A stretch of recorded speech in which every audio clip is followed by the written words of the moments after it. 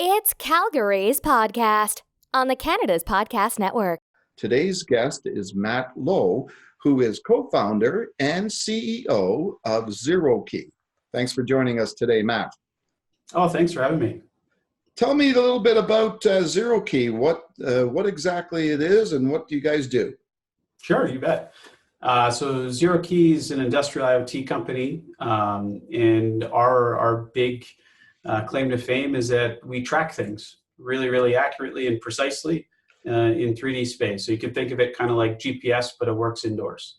Okay, how did this start, and maybe give me a little bit of the history of how it came about? I don't know how much time you have, but yeah, it started actually. ZeroKey was a business recreated for the augmented reality and virtual reality industry, which isn't where we ended up. So we did make a bit of a pivot in between, but it actually started the whole impetus for the company was actually my eldest daughter, who when she was younger was quite the colicky baby, and at the time I was doing a lot of software development work on a consulting basis, and I had a couple deadlines that I had to get some code finished for. And unfortunately, though, my daughter was just so colicky and so cranky, I couldn't set her down. So I was just constantly having to rock her. And it was somewhat frustrating for me because I knew exactly the code that I just had to get from my brain into the computer, but I just didn't have free hands to sit down and type it.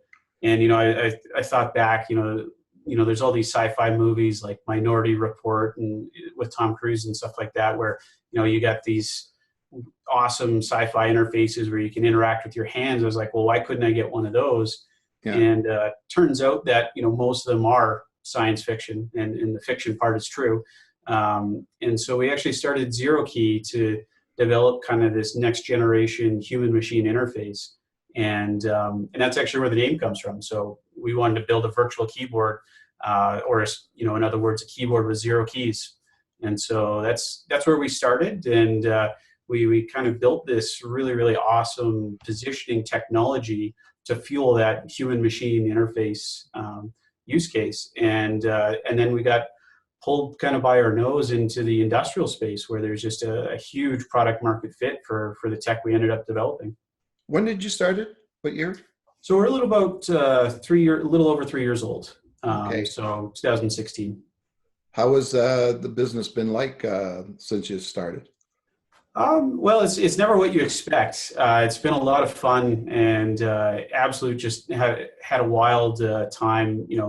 Meeting some of the people that we got to meet along the way, building the team, bringing a big team around us. We're up to about 30 guys now in house. So it was a bit of a change from the early days when it was a company of one. So but it's been an absolute blast. I wouldn't trade it for anything. Now you're based in Calgary. What has been the, I guess, key benefits of doing business in Calgary and being an entrepreneur in Calgary? Well, I mean, to start, you don't have to pay triple the rates for tech talent like you would in the Bay Area. So it's really cost effective, and you hear that a lot, from really famous tech founders and whatnot, that they didn't necessarily have to be in the Bay Area. Sometimes it made a lot more sense to be somewhere where you could actually build a business without necessarily straining your cash flow and stuff like that. So that's one of the big benefits in Calgary. And I think right now, because so much of the workforce is retooling and is with the economic downturn in the oil and gas industry, has opened the doors, I think, for a lot of people to come into the tech space. And so really we have such a wealth of talent here in Alberta that maybe doesn't get the recognition it deserves. I mean, we're so good at engineering, and engineering in the oil and gas industry has historically encompassed so many different fields that is really also included in tech. A lot of people don't realize that you can take the same kind of skill set and apply it in maybe a slightly different way, but you don't necessarily have to start over at step one. So that's one of the big advantages, and we've actually been able to leverage that as we built our team. Okay, so when you're looking at on the flip side of that question, what have been sort of the challenges of doing business and being a business owner in Calgary? Sure. Well, I think, this is a question that comes up all the time. And if you talk to tech founders, we almost have like a unanimous opinion on it, which is rare, especially for founders. But the fact of the matter is, in this area of the country, of Canada in particular, we historically have not invested in a whole lot of tech. And so there is kind of this hesitance, this inertia that we're fighting. There's a lot of capital and we're very entrepreneurial, but it's not flowing as quickly into tech as you see in a lot of other areas. Yeah. It's just because people are not yet comfortable with it. It is changing. It's getting better. But I'd say access to capital is probably one of the biggest challenges here. So is it a matter of, the fact that we're so oil and gas centric and have been, in our history, that it's tough to overcome, I guess, that image and perception, and perhaps the rest of Canada that, Calgary is more than oil and gas? Yeah, I think it's both of those things. And, the calculus is different. When you look at valuing a tech company and investing in a tech company, you're looking at different metrics, different ways to make your money back, different cycle times in terms of when you could see an exit. So it is a different world, and it's definitely one of those things that brings people out of their comfort zone if they've historically been in the oil and gas industry. Yeah, exactly. What's your vision for the company as you look forward? Yeah, well, that's a fun one. So we're scaling like crazy. So, a year and some ago, we were about 6 people. Now we're about 30. We're going to be about 60 by the end of 2020, and opening a few offices around the world, one in Germany pretty soon. And we already have kind of a space down across the border as well. I think the big thing for us, we're right on that inflection point where our technology is really starting to be adopted by the market. We've really found a clear product market fit. And kind of one of my favorite sayings when it comes to this actually comes from Mark Andreessen. He always says, is product market fit is one of those things that you always know you have. When you found it, you know it. There's no question. And product is flying off the shelves, and you can't keep things stocked long enough.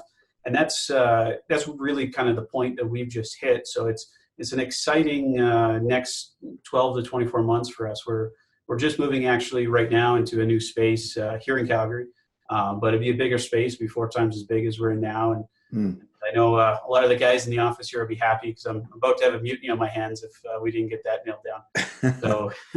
So what has been your biggest challenge in setting up and operating this company right now, or over the last couple of years?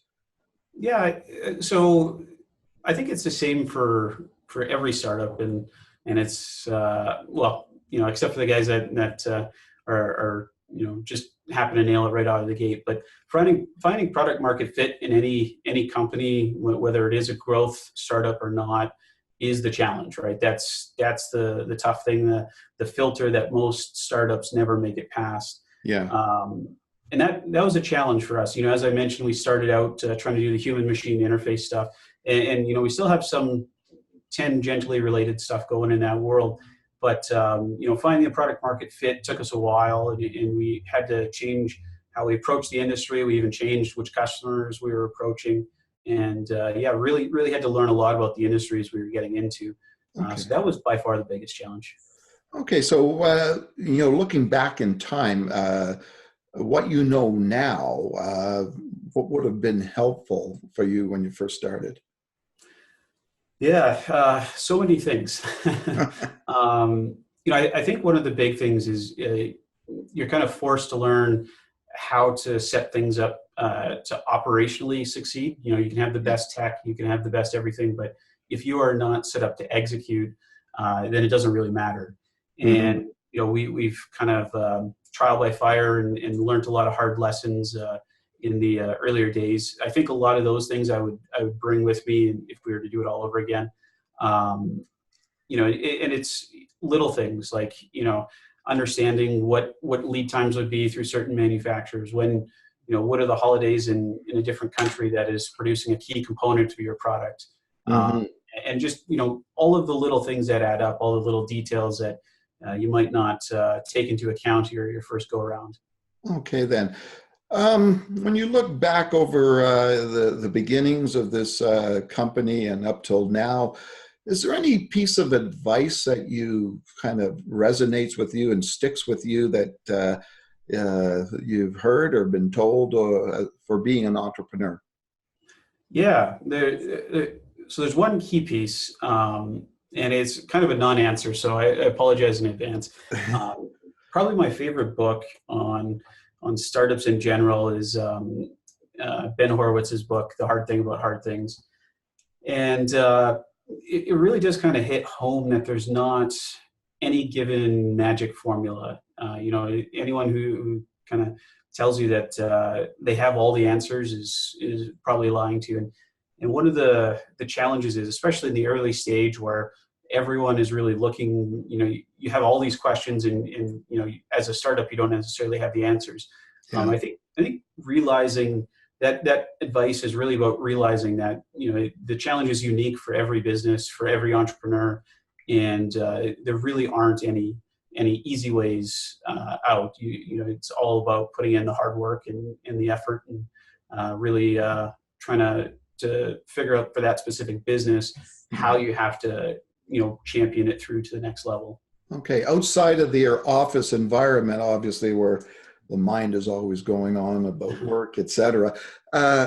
What kind of things do you do, or what kind of activities that do take place in your life that you seem to find creativity flowing and ideas popping up? Anything like that in your world? Well, I don't get a whole lot of time outside of work these days.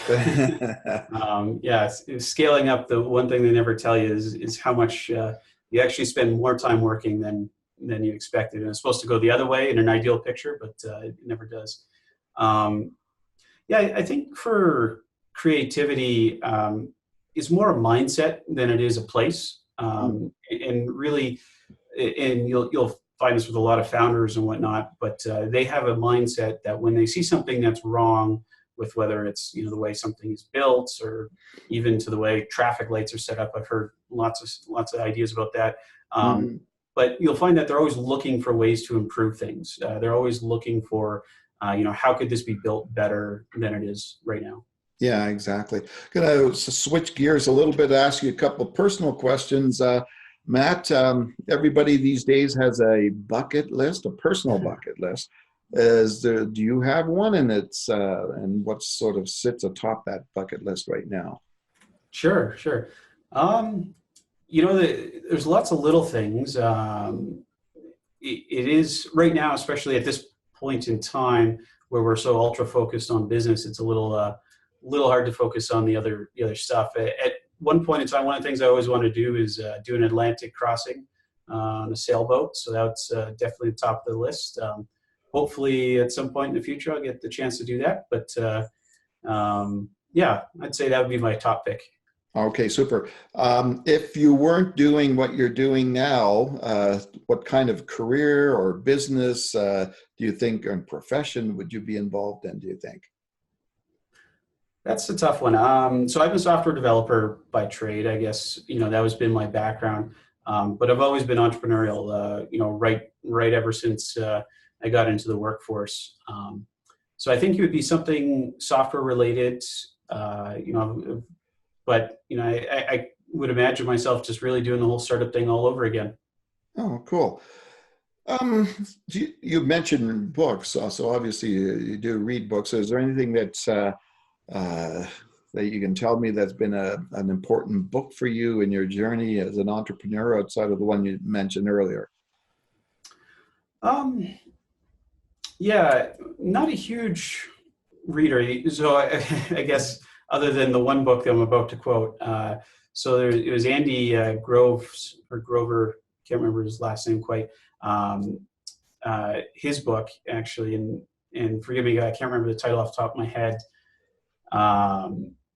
His book helped me out a lot. It was one of those things where he kind of broke down a typical day. And so he was CEO of Intel, broke down a lot of the different day-to-day ways he operated his business. And it kind of gives you a little head start, I think, when you're first getting out there and scaling a company, because you don't have to learn a lot of lessons the hard way. If you're, if you take the advice, I guess.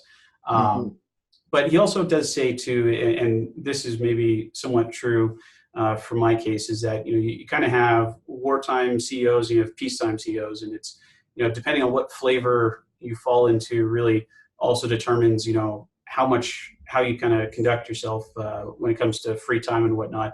And, more often than not, you have wartime CEOs that don't really end up reading a whole lot of books on the startup world, and peacetime CEOs that do.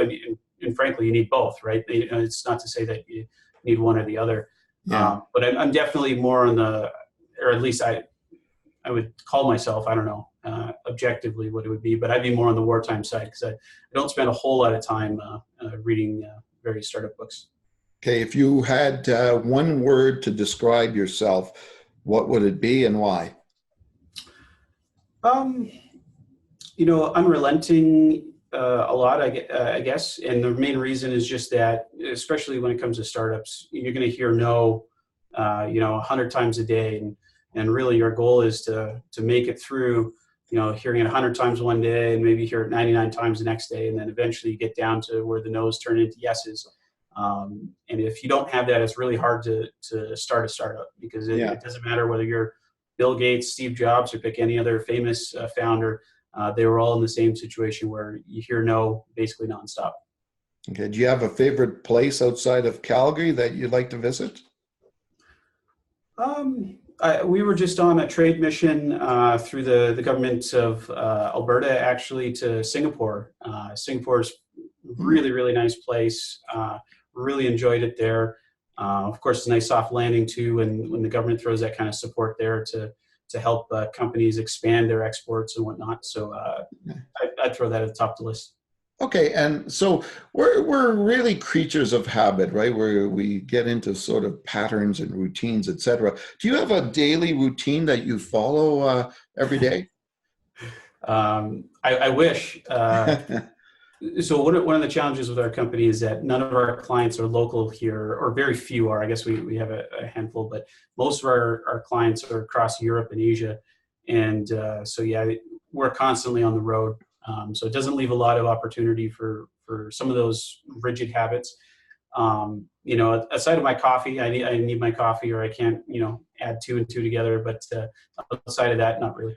Yeah, I'm with you on the coffee. I'm going to present to you a scenario, and just want to get your reaction to it. So imagine a beautiful tropical island in the middle of the ocean with only one phone booth and absolutely no other technology whatsoever there. We're going to drop you off there, and at any time you can use the phone booth to call us, and we'll come pick you up. 2 questions here. First of all, how long do you think you would last before making that phone call? And secondly, just what do you think you'd be doing while you were there? I don't think I'd last very long. I'm definitely one of those guys that, I see the grass is greener approach to really having that relaxation, but I never seem to be satisfied with it. So I think I'm one of those types of people that always needs to be doing things. So I don't think I'd last a huge amount of time. And while I'm there, probably thinking about the next thing I want to be working on, or solving the last problem I was working on that I haven't solved yet. Okay, super. Is there anything you'd like to add, Matt, before you leave us today? No, I just want to say thanks. Really appreciate the opportunity to chat with you and your viewers. And really enjoyed the podcast, and I'll be following it quite a bit myself. Okay, great. Thanks for joining us and being our guest today on Calgary's podcast.